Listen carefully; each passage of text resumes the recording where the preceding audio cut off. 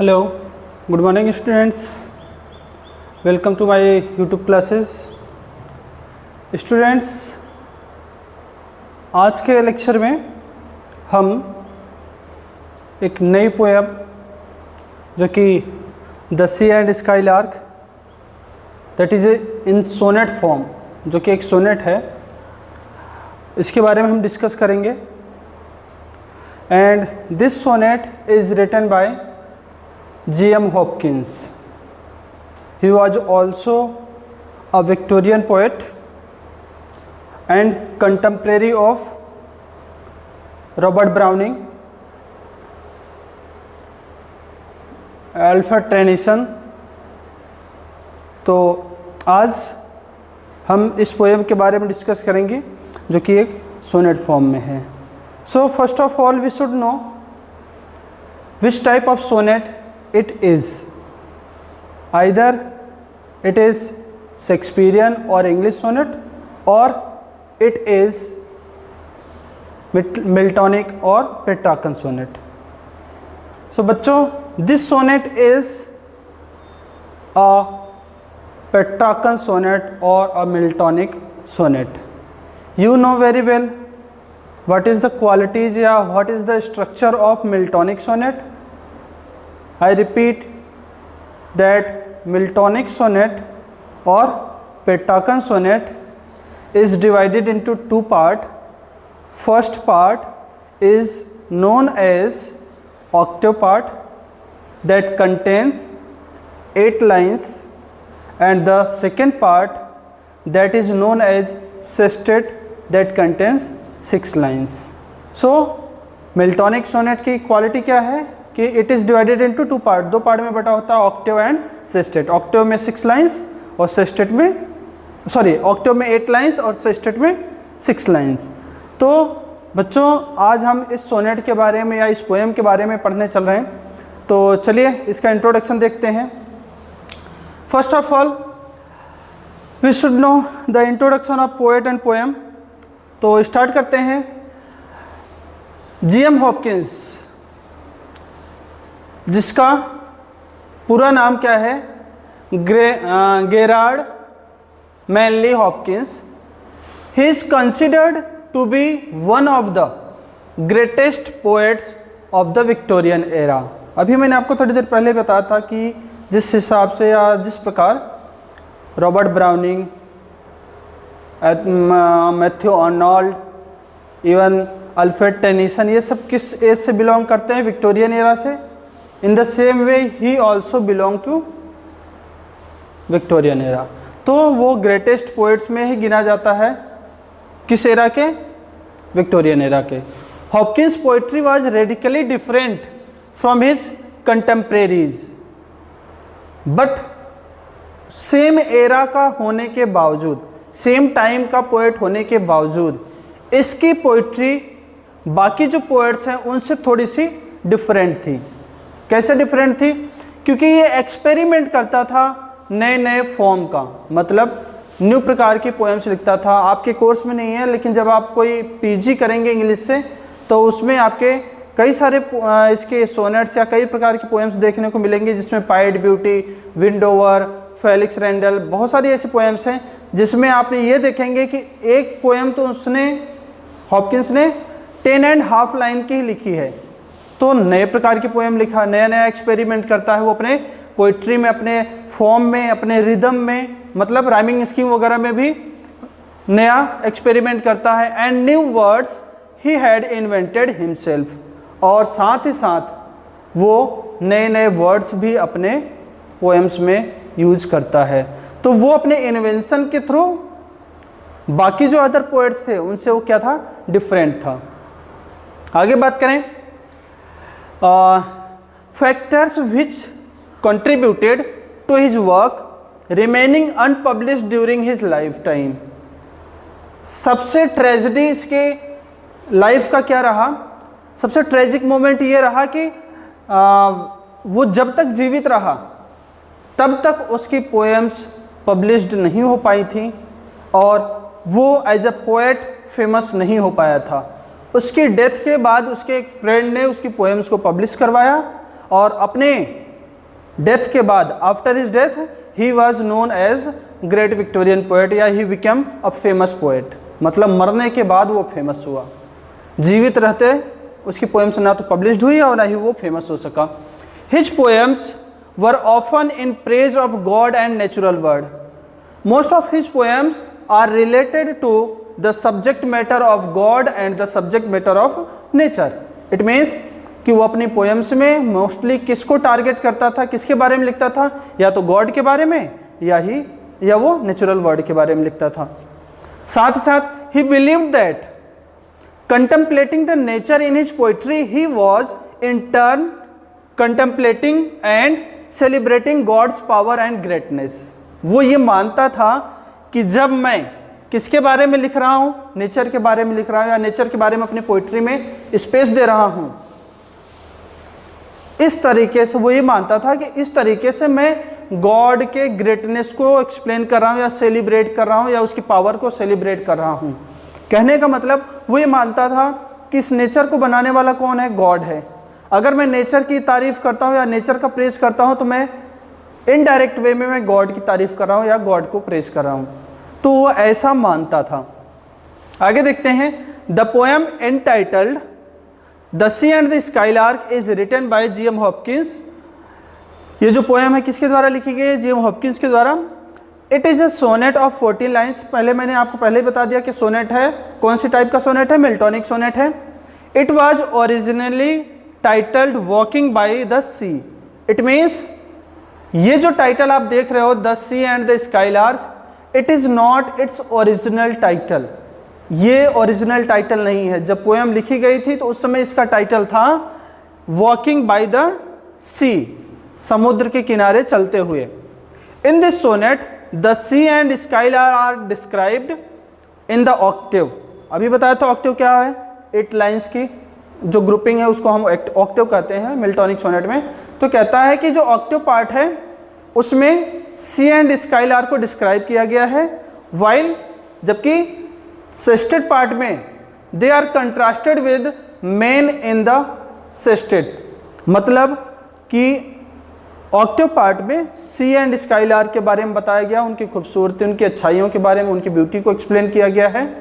और सेस्टेड पार्ट में जो अगले 6 लाइन है उसमें ये बताया गया है how they are different with man of the modern time. वो इसके बारे में बताता है, कौन से में, सेस्टेड पार्ट में। क्लियर। नेक्स्ट पेज देखते हैं। This sonnet was written in 1877 in a seaside town a few miles from St. Beons College। ये पोएम कब लिखी गई थी, 1877 में। और कहाँ लिखी गई है, एक सी साइड टाउन है और कहाँ है, थोड़ी सी ही माइल्स दूर, मतलब थोड़े मीलों दूर सेंट ब्यून्स कॉलेज से, वहाँ पे इस पोएम को लिखा गया है। और आगे देखें। The sea and the skylark is one of those poems in which G.M. Hopkins contrasts the beauty of nature with the ugliness of mankind's works। क्या बताया उन्होंने कि ये पोएम हॉपकिंस उन पोएम्स में से एक होती है या गिनी जाती है।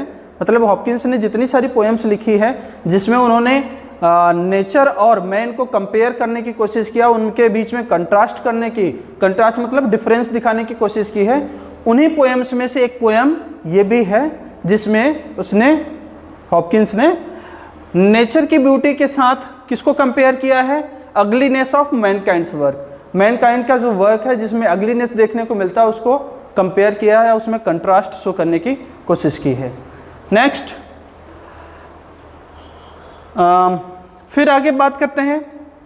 The sea and skylark sonnet G.M. Hopkins describe the beauty of nature through the sound of the sea and the skylark in octave, and the beauty is contrasted with man in the second part of the poem that is seested। अभी मैंने last page पे भी आपको यही बताया था कि इस सोनेट में ऑक्टेव पार्ट में शुरू के फर्स्ट 8 लाइन्स में हॉपकिंस ने नेचुरल ब्यूटी को डिस्क्राइब किया है, नेचर के बारे में बताने की कोशिश की है या नेचर को हमारे सामने प्रेजेंट किया है, जबकि इसके सेस्टेड पार्ट में हॉपकिंस ने नेचुरल ब्यूटी को मानव के जो वर्क्स हैं मॉडर्न टाइम के, उनके साथ कंपेयर करने की कोशिश किया है। क्लियर? तो आई होप आपको इंट्रोडक्शन अब तक समझ में आ गया होगा जो मैंने अभी बताया आपको। अब चलिए इनकी कुछ लाइंस देख लेते हैं इस पोएम की। तो सबसे पहले बात करते हैं ऑक्टेव पार्ट में फर्स्ट 4 लाइन को हम एक्सप्लेन करते हैं। उससे पहले मैं आपको इसकी सेटिंग बता दूं कि पोएम्स, इस पोएम को लिखने से पीछे या लिखने से पहले क्या सेटिंग है वहाँ की, मतलब जब पोएम लिखा गया है तो वो सिचुएशन या एटमॉस्फेयर कैसा वहाँ देखने को मिलता है। तो अभी जैसे मैंने आपको बताया था कि इसका जो टाइटल है sea and the skylark, it is not its original title, जबकि इसका ओरिजिनल टाइटल क्या था, वॉकिंग बाय सी।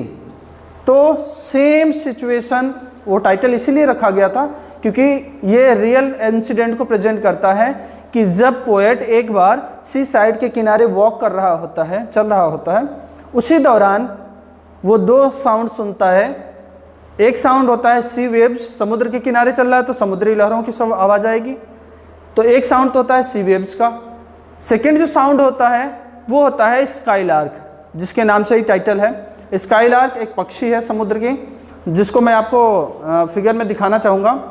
तो देखिए ये है स्काईलार्क जो समुद्र के किनारे पाई जाती है, तो इसको स्काईलार्क कहते हैं। तो जब वो घूम रहा होता है तो वो 2 साउंड सुनता है, पहला होता है सी वेव्स का और दूसरा होता है किसका, स्काईलार्क का। अब बात करते हैं एक एक करके, सेटिंग आपको समझ में आ गई होगी। तो उसके दौरान वो जो चीज़ फील करता है, जो चीज़ें वहाँ पे वो देखता है, उसी के बारे में वो हमें इस पोएम में बताता है। तो चलिए देखते हैं। On year and year 2 noises too old to end trench right the tide that ramps against the shore with a flood or a fall, low lull off or all roar, frequenting there while moon shall veer and bend. First of all, we should know the word meanings of these words or these lines. तो सबसे पहले बात करते हैं year and year, जो word इसमें use किया गया है। ईयर एंड ईयर का मतलब है फ्रॉम बोथ ईयर, 2 ईयर का मतलब फ्रॉम बोथ ईयर, अपने दोनों कानों से। ट्रेंच मतलब इम्प्रेसिव, इम्प्रेसिव या इम्प्रेस। राइट मतलब होता है from the right hand side की बात कर रहा है, राइट। आगे है रैम्प्स। टाइड मतलब होता है सी वेव्स, समुद्र की लहरें, उनको टाइड्स कहते हैं। रैम्प्स का मतलब होता है कि जो टकराती हैं, स्ट्राइक। और क्या रैम्प हो रही है, रैम्प अगेंस्ट द शोर, जो सी वेव्स हैं वो आकर के स्ट्राइक या टकराती हैं या ब्रेक होती हैं, कहाँ, अगेंस्ट द शोर, समुद्री किनारों पर आकर के जब लहरें टकराती हैं उसकी बात कर रहा है वो। आगे बात करें with a flood. With a flood मतलब ये हो गया कि जब वेव्स आती हैं तो फुल वेग में, देखो आप कभी समुद्री किनारा देखे होंगे या समुद्र की लहरों को किनारे पाकर टकराते हुए देखे होंगे, तो एक पूरी लहर फुल फॉर्म में रैपिडली आकर के वहाँ टकराती है, तो उसको कहते हैं विद अ फ्लड, उसी को कह रहे हैं। और आगे बात करें और अ फॉल। अ फॉल की बात करें तो बच्चों, तो इसमें बात करते हैं फॉल मतलब जब समुद्र की लहरें टकराने के बाद रिटर्न होती हैं, वापस जाती हैं, तो उसको कहते हैं फॉल। और जब वो लहरें टकराती हैं तो लो लल ऑफ हो जाती है। लो लल ऑफ का होने का मतलब ये हो गया कि देयर इज अ लल या पॉज। लो लल मतलब हो गया पॉज, ठहराव, after the waves striking the seashore. सीधी सी बात है, अभी एक्सप्लेन करते वक्त पढ़ेंगे इसके बारे में। और फिर आगे बात करते हैं और ऑल रोर। फ्रीक्वेंटनिंग मतलब कंटिन्यू, ये जो प्रोसेस है, आना, लहरों का टकराना और वापस चले जाना, ये कंटिन्यू प्रोसेस चल रहा होता है। वाइल द मून, जबकि चंद्रमा आकाश में क्या कर रहा है, wear and wend. Wear and wend का मतलब हो गया कि कभी तो वो बिगर साइज में हो रहा है और कभी वो स्मॉल साइज में हो रहा है। वियर मतलब स्मॉल साइज में हो जाना और वेंड मतलब वापस से फैल जाना या बिग साइज में होना, जैसे कि आप देखते हो चंद्रमा का घटना और बढ़ना। तो बात करते हैं अब इसकी लाइंस के बारे में कि when the poet was walking along the seaside या along the sea, पहली लाइन की बता रहा हूं मैं, when the poet was walking along the sea, जब वो समुद्र के किनारे किनारे चल रहा होता है, he heard, उसने सुना, two voice या two loud voice from his both ear, अपने दोनों कानों से उसने दो आवाज सुनी। and these two sounds are coming या comes from opposite side, these two sound come from opposite side, ये दोनों साउंड है ना अपोजिट साइड से आ रहे हैं। मतलब मान लीजिए कि पोएट इस हिसाब से चल रहा होता है उसके किनारे, इस साइड से तो उसके समुद्र की लहरों की आवाज़ आ रही है और इस साइड से स्काईलार्क की आवाज़ आ रही है, तो दोनों अपोजिट साइड हो गए। तो क्या कर रहा है, these sounds come from opposite side, ये दोनों अपोजिट साइड से ये साउंड आ रहे होते हैं। ठीक है, आगे बात करते हैं। अकॉर्डिंग टू द पोएट, और पोएट जो है ना, ये जब इसको सुनता है तो उसको ये फील होता है कि these sounds are as old as the nature या the world of nature that never end. बोला है ना, too old to end, too old to end मतलब दैट विल नेवर एंड, कभी नहीं समाप्त होगा, कभी नहीं खत्म होगा। तो कह रहा है कि he listens to sound that was coming या that were coming opposite side and he it seems to him, उसको ऐसा प्रतीत होता है कि these two sounds will never end, ये जो दोनों आवाज आ रही है उसके कानों में, ये कभी खत्म ना होने वाली। मतलब उसको साउंड सुनने के बाद वो साउंड उनको इतना इंप्रेसिव, ट्रेंच मतलब इंप्रेसिव, वो साउंड उसको इतना इंप्रेसिव लगता है, he was so impressed by that those sound, he was so impressed by those sound that it seems to him, उसको ऐसा प्रतीत होता है that these sounds, these two sound will never end, कभी नहीं खत्म होंगी। Like the world of nature, जैसे कि ये प्रकृति का संसार है या जो इस संसार से प्रकृति है ये कभी खत्म नहीं होगी, इसी तरह से ये आवाज़ भी बिल्कुल नहीं खत्म होने वाली है, ऐसा उसको महसूस होता है।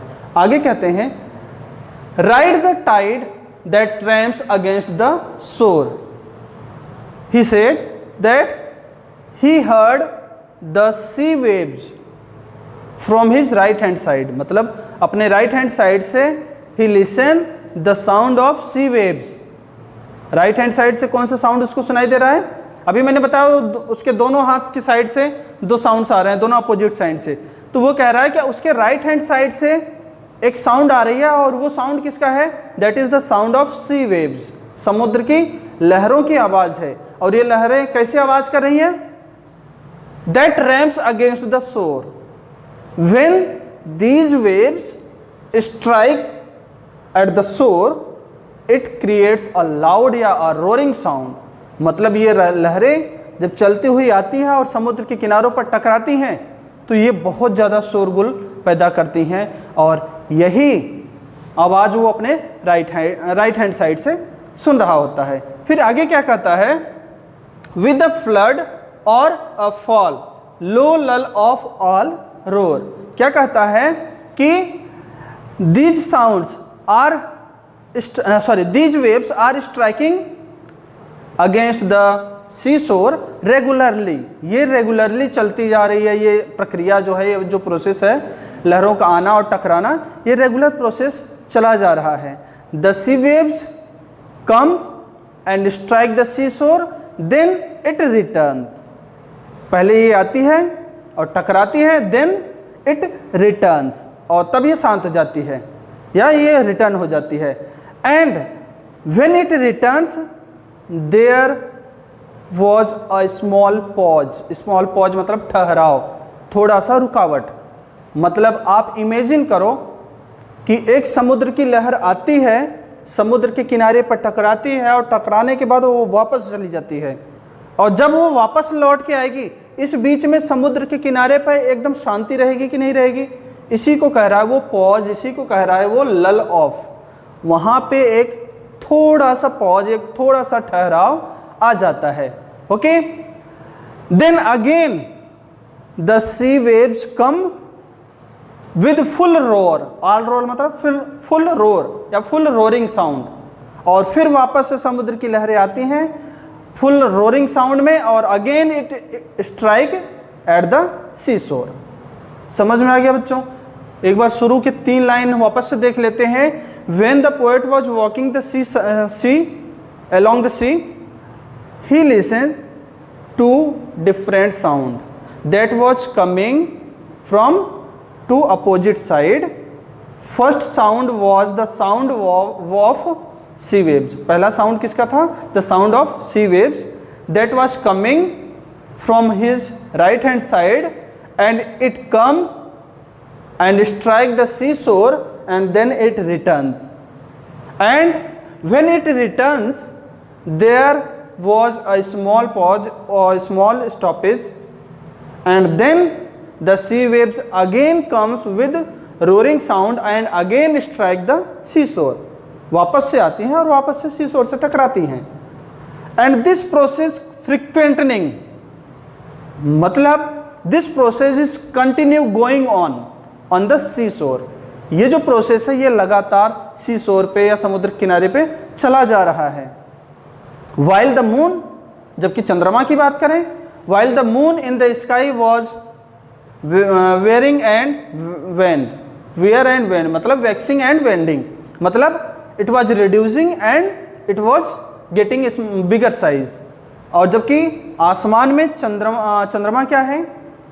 छोटा होता जा रहा है और फिर बड़ा होता जा रहा है। जैसा कि आप सब लोग जानते हो कि अमावस्या पे पूरी काली रात हो जाती है और पूर्णिमा पे पूरा चांद हो जाता है, फिर चांद धीरे धीरे घटने लग जाता है, फिर अमावस्या आ जाती है जब पूरी अंधेरी रात हो जाती है, फिर अमावस्या के बाद से फिर से चांद धीरे धीरे बढ़ना स्टार्ट होता है और पूर्णिमा आते आते फुल फॉर्म में हो जाता है। तो इस चांद का जो घटना बढ़ना है ये it is going on continue in the sky while on the earth, जबकि धरती पे क्या हो रहा है? The sea waves are coming and striking the seashore and then returning, then it comes, then it returns. This process is going on, and this was the first sound that is heard by G.M. Hopkins when he was walking along the sea. Clear बच्चों? ये 4 lines I hope clear हो गई होंगी। तो चलिए next 4 lines और देखते हैं अपन। तो अभी तक वो बात कर रहा था अपने राइट हैंड साइड से, राइट हैंड साइड से उसने क्या आवाज सुना था उसने? सी वेव्स का। अब बात कर रहा है वो लेफ्ट हैंड साइड से, तो बात कर रहा है from the left hand side या left hand of land. Of land मतलब above land. I hear the lark ascend his rest fresh rewinded new skein score in crisps off curl off wild winch whirl and pure and pelt music till nonce to spill or spend। तो एक बार इसकी word meaning वापस देख लेते हैं। Of land का मतलब हो गया अबव द अर्थ, धरती के ऊपर। असेंड मतलब fly upward into the sky, मतलब असेंड मतलब ऊपर की तरफ उड़ते जाना, असेंडिंग ऑर्डर, ऊपर की तरफ, आरोही क्रम जिसको बोलते हो आप लोग। रेस्ट फ्रेश, रेस्ट फ्रेश मतलब एक्सटेंगली क्या? फ्रेश और न्यू। रिवाइंडेड मतलब रिन्यूड या रिफ्रेश। आगे बात करते हैं new skeined score. New skeined score का मतलब the song of skylark is like musical score which is compared to a new skein of wool. Wool जानते हो? ऊन की बात करते हैं। भेड़ की जब नई नई ऊन को उतारते हैं, मतलब भेड़ के शरीर पर से जब ऊन उतारते हैं या उसको काट करके अलग करते हैं तो नया जो ऊन तैयार होता है उसकी तरह उसकी कंपेयर किया है किसको? उसके म्यूजिक को, किसके? स्काईलार्क को। अभी देखेंगे इसके बारे में। आगे बात करते हैं in crisps off curl off. In crisps off curl off मतलब ये हो गया every note of the melody is compared to lock of swindling wave in air. Swindling wave in air, wave मतलब बच्चों क्या हो गया? हवा की जो लहर होती है उसको कहते हैं वेव। और हवा की लहर बिल्कुल स्ट्रेट न जा करके थोड़ा घूमते हुए जाती है। कई बार आप भंवर वगैरह देखते होंगे तो हवा ऐसे घूम रही, स्विंडलिंग कर रही है। तो वो बोल रहा है कि इसके सॉन्ग को या इसके म्यूजिक को स्विंडलिंग वे में भी उसने कंपेयर किया या स्विंडलिंग वेव की तरह उसको कंपेयर किया है। आगे बात करते हैं द विंच, विंच मतलब लिफ्टिंग। आगे बात करें वर्ल, व्हर्ल मतलब move rapidly round and round, move rapidly round and मतलब गोल गोल तेजी से कोई चीज़ घूमे उसको कहते हैं व्हर्ल। कई बार आप देखते हो ना पानी में या समुद्र वगैरह में भंवर सी आ जाती है गोल गोल घूमते हुए, उसको कहते हैं व्हर्ल। आगे बात करते हैं and pure and pelt music. Pure and pelt music मतलब the skylark pours his music without any effort. जो स्काईलार्क है वो अपने म्यूजिक को बिना किसी प्रयास के मतलब इजी गोइंग वो गाती जा रही है। टू स्पेल्ड मतलब टू प्योर, टू स्पेंड मतलब टू यूज, टेल टिल्स यहाँ टिल होगा बच्चों, नॉन्स टू स्पिल नॉर स्पेंड मतलब वो गाना अपने गाने को तब तक गाती रहती है जब तक उसके पास कोई गाना बचता नहीं गाने को। अब हम एक बार इसके बारे में देख लें। तो अभी मैंने आपको बताया था कि राइट हैंड साइड से पोएट ने किसके साउंड को सुना था, सी वेव्स के साउंड को, जबकि अपने लेफ्ट हैंड साइड से वो किसके साउंड को सुन रहा है, एक स्काईलार्क, एक पक्षी जो अभी मैंने आपको थोड़ी देर पहले यहाँ स्क्रीन पे दिखाया था, उस पक्षी के गाने की आवाज़ को सुन रहा होता है। और वो पक्षी क्या कर रहा है, आसमान में ऊपर की तरफ उड़ता जा रहा है और उसकी आवाज़ सुन करके उसको ऐसा लगा कि उसकी आवाज़ हमेशा एक न्यू फॉर्म में है, हमेशा नया है और नया है। साथ ही साथ उसकी आवाज़ को उसने किससे कंपेयर किया, new skein score, new scan मतलब नए ऊन की तरह उसको कंपेयर किया है। और फिर उसने उसकी आवाज़ को किसकी तरह और कंपेयर किया है, उसकी आवाज़ को उसने स्विंडलिंग वेव्स की तरह भी कंपेयर किया। किसके swindling waves, swindling waves of air, हवा के घुमावदार वेग की तरह या मैनर की तरह उसको कंपेयर किया है। और साथ ही साथ वो ये भी कहता है कि वो जो पक्षी है वो अपने इस सॉन्ग को तब तक गाता रहता है, तब तक गाता रहता है जब तक उसके पास कोई सॉन्ग गाने के लिए बचता नहीं है। और वो अपने इस सॉन्ग को बहुत ईजिली एक्सप्रेस कर देता है या गाता रहता है। तो अब चलिए देखते हैं इसके एक्सप्लेनेशन को। तो क्या कहता है, from the left hand side the poet listen the sound of skylark. Left hand side से वो किसकी आवाज़ को सुन रहा है, द साउंड ऑफ स्काईलार्क। और the skylark was singing and flying into the sky. Skylark क्या कर रही है, सिंगिंग गा भी रही है एंड फ्लाइंग उड़ भी रही है, कहाँ, इन द स्काई। और the skylark song seems to follow a musical score which may be compare to a skin of वूल।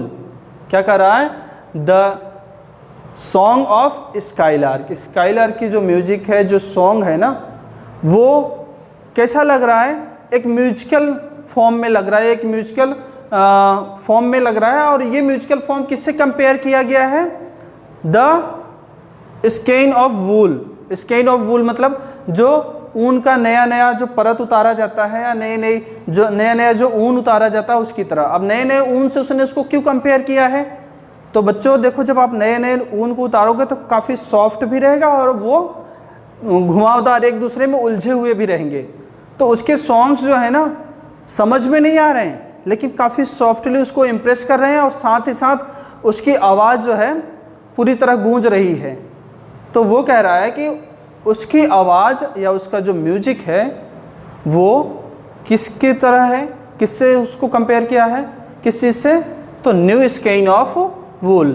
ठीक है, न्यू स्केन ऑफ वूल, नए नए ऊन से उसको कंपेयर किया है। आगे बात करें, in crisps off curl off wind winch whirl. और आगे वो कहता है कि in crisps off curl off wind wild winch whirl. फिर आगे वो कहता है कि पहले यहां से एक बार और देखें, his refresh rewinded new skein score in crisps off curl off wild winch whirl and pure and pelt the music till nons to spill nor spend। वो कहता है कि ये जो उसका म्यूजिक है ना, ये किससे कंपेयर किया गया है, एक स्किन ऑफ वूल, नए स्किन या नए वूल से इसका कंपेयर किया गया है। और it is successfully unbounded. Unbounded अब यहाँ पे लिखा है ना, देखो, अनबाउंडेड मतलब ये हो गया कि जब ये ऊपर की तरफ उड़ता जाता है, कौन, स्काईलार्क, जब ऊपर की तरफ उड़ती जाती है तो ये अनबाउंड हो जा रही है। अनबाउंड होने का मतलब ये हो गया ये धरती से अपना नाता तोड़ रही है। और जब ये धरती पर वापस से गाते हुए आती है तो ये होती है रीबाउंडेड, मतलब धरती से अपने नाता को फिर से जोड़ रही है। तो ये जो सक्सेसफुली इसका अनबाउंड और रीबाउंड का जो प्रोसेस चला है ये कंटिन्यू गोइंग ऑन, ये पूरा चला जा रहा है। और इस वजह से उसका जो सॉन्ग है हमेशा कैसा लगता है, रिफ्रेश या रिवाइंडेड, हमेशा नया सा लगता है। कैसे कि स्काईलार्क है, वो सॉन्ग गाते गाते आसमान में चली गई तो धरती पे शांति हो गई, धरती वालों के लिए वो सॉन्ग ख़त्म हो गया। लेकिन जैसे वो गाते हुए नीचे वापस से आती है तो धरती वालों के लिए वो सॉन्ग हमेशा नया सा लगता है कि नया सॉन्ग है। तो हमेशा इट सीम्स अ न्यू और a fresh song to the man of the earth. धरती पे जो रहने वाले लोग हैं उनके लिए हमेशा ये नए सॉन्ग की तरह लगता है या प्रतीत होता है। आगे बात करें, this musical score of skylark seems to whirl off का भी मैंने बताया था, व्हर्ल मतलब कि moving rapidly round and round. क्या कह रहा है कि द सॉन्ग या the music of skylark it seems that it is moving rapidly and lifting. आगे ये भी बताया था मैंने, विंच लिफ्टिंग, ये लिफ्ट भी हो रही है, ऊपर की तरफ उठ भी रही है। कहां से? From the throat of the skylark के गले से। तो क्या पहले तो उसने क्या काम कह दिया, पहली लाइन में तो उसने ये कह दिया कि I heard a second voice या second sound that is the sound of skylark and skylark is singing and flying in the sky. पहले तो ये बता दिया। दूसरी लाइन में वो क्या कहता है, he compares the song of skylark या the music of skylark with new skein wool and he says that as the skylark is flying in the sky there is a pause, there is a silence on the earth, but when it returns to the earth its music is heard, इसकी आवाज़ को वापस से सुना जाता है, इसके song को वापस से सुना जाता है। and it seems to a new song, a fresh song by the it seems to human being the man of the earth that it is a new song or a new fresh song। तो कह रहा है, पर दूसरी line में उसने बता दिया कि जैसा कि स्काईलार्क उड़ते हुए आसमान में चली जाती है उसका सॉन्ग नहीं सुना जाता, लेकिन जब वो लौट के वापस आती है फिर से उसका सॉन्ग सुना जाता है और हमेशा इसका नया सॉन्ग माना जाता है। तो उसमें ये बता दिया कि हमेशा इट्स सॉन्ग या the song of skylark seems always new and refresh. हमेशा ही ये सॉन्ग जो है कैसा लग रहा है, रिफ्रेश लग रहा है, न्यू लग रहा है। And it is like the new skein wool, किसकी तरह लग रहा है, न्यू स्केन वूल की तरह लग रहा है। और साथ ही साथ वो कहता है कि दिस सॉन्ग, ये जो म्यूजिक है, ये जो सॉन्ग है ना, it is lifting and coming out, moving round and round, moving rapidly round and round from the throat of skylark. Skylark के गले से ये जो साउंड है ये ऊपर उठ करके राउंड एंड राउंड मोशन करते हुए बाहर निकल के आ रहा है। और the skylark is singing it's song very easily without any effort, बिना किसी प्रयास के वो इस गाने को गाती जा रही है और सुनाती जा रही है। एंड फिर लास्ट लाइन में वो क्या कहता है कि द स्काईलार्क प्योर्स और सिंग्स या pours out its music without any effort and he pelts मतलब प्रेजेंट करना या उड़ेलना या प्योर करना है ना। He pelts fresh music till he has split या he has spent all the music. Last line में वो कहता है कि the skylark sings its music और its song till that time, उस समय तक ये गाती रहती है, till that time that there left nothing, मतलब वहाँ पे कुछ भी नहीं बचता टू सिंग या टू प्योर या टू प्रेजेंट, उसको प्रेजेंट करने के लिए या गाने के लिए कुछ भी सॉन्ग नहीं बचता, तब तक वो इस सॉन्ग को गाती रहती है या तब तक गाना गाती रहती है। तो अभी तक इस 4 लाइन्स में आपने क्या देखा कि उसको अपने लेफ्ट हैंड साइड से एक दूसरी आवाज़ आ रही है, जो दूसरी आवाज़ किसकी है, स्काईलार्क की, जो आसमान में उड़ते हुए गाती जा रही है। और साथ ही साथ वो कहता है कि जब वो उसकी आवाज़ को सुनता है स्काईलार्क को, तो ऐसा लगता है कि उसकी आवाज़ हमेशा फ्रेश और हमेशा न्यू की तरह दिखाई देती है। और then he compares his voice या his music with the new skein wool, वो नए वूल के साथ उसको कंपेयर करता है। और साथ ही साथ ये कहता है कि दिस म्यूजिक या this voice is coming out from the throat of skylark by lifting and moving rapidly round and round. और लास्ट लाइन में वो कहता है कि the skylark sings till that time that there never left या there left nothing to spelt या to pour. तो आपके समझ में आ गया होगा जो मैंने अभी तक बताया। तो उसको ऑक्टेव पार्ट में, जैसा कि मैंने शुरू में ही बताया था कि उसने ऑक्टेव पार्ट में स्काईलार्क और सी वेव्स के बारे में बात किया है, उसकी ब्यूटीज़ के बारे में बात किया है। और सेस्टेड पार्ट में उसने इन दोनों का कंपैरिजन या कंट्रास्ट किया है, किसके साथ है, ह्यूमन बीइंग के साथ या ह्यूमन वर्क्स के साथ। तो ऑक्टेव पार्ट हमने पढ़ लिया, जो सेस्टेड पार्ट है वो हम नेक्स्ट वीडियो में पढ़ेंगे। सो आज के लिए बस इतना ही। Thank you.